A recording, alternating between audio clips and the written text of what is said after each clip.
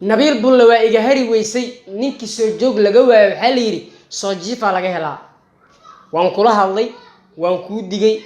si toos ah kula hadlay si bareer ah kula hadlay fariimo ku soo diray dhammaan fariimaha aniga ku soo dirayo waxay noqdeen ku adiga iska dhaga tirto Soomaalidu hore waxay u tiray nin ku diga kuma dilna la caawo adiga waa daawanaysa sidaan jeclahay oo aan filayo sababtoo ah YouTube kan aan ka dhex qadeynayo waa adiga YouTube kaaga haddii aad isla shalay socdaal waa in indhigidi kartaa amba socdaal macnaha uu yar yahay waa dhayalsan kartaa maanta waxa suurta gashay adigoo gurigaaga dhex fadhiyo inaan ku sugnaado aniga YouTube ka kana dhex qadeeyo dhagatiritaan walba iska tiritaan walba waxay ku keen kartaa adiga dhibaatada ka weyn inay ku soo wajahdo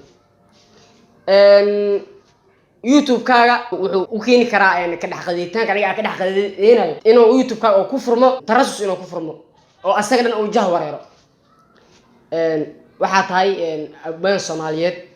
waxa tahay oday Soomaaliyeed hadda abwaan Soomaaliyeed oday Soomaaliyeed aad tahay macnaheedu ma aha dhalinta hadda soo koreys oo soo kobciso inaad fara gashato okay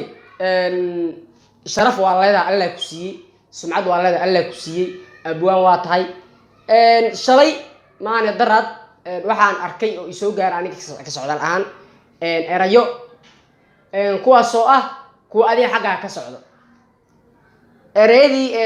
qaab ahaan markii aan fiirshay aan waxay la naqatay inay yihiin erayo oo iska caadi ah oo iska macquul ah haddii aan si eego dib aan u sii fiirshay nuxurkood iyo muhiimadoodu dhamaan waxay noqdeen kuwa adiga ay ugu dulminaysa maana aad kaaga gol leedahay in aniga ay ugu dulmiyo okay oo kula soo hadlay waxa ku dhahay niyow oday baa tahay oday Soomaaliyeed baa tahay niyow saan waa laga roon yahay niyow wax ka bedel ugu dambe waxa adiga aad macnaha aad suurta gelisay in aan taleefka ay ugu dhageysto ama taleefan ay ka qaboweyso aniga dadka buusi jiro oo dadka taleefka ku dhageysan jiray ana oo dadka buusa taleefan ku dhageysanayo in adiga taleefan ay ugu dhageysto waxay la naqatay wax macnaha aan qaada karin oo kula hadlay waxa ku dhaad dadka aniga macnaha xumaanta iyo jecel xumaanta macnaha iga sameeynayo waa buusa 100% dadka wanaaga aniga ila doonayna dhamaan waa la hadlaa oo waa qadariya waa qiimeeya adiga waxa kamid tahay nabiil ahaantaada dadka aan qadariyo aan is qadarino waxaan abaraha bulshada la imaaday wax macnaha ani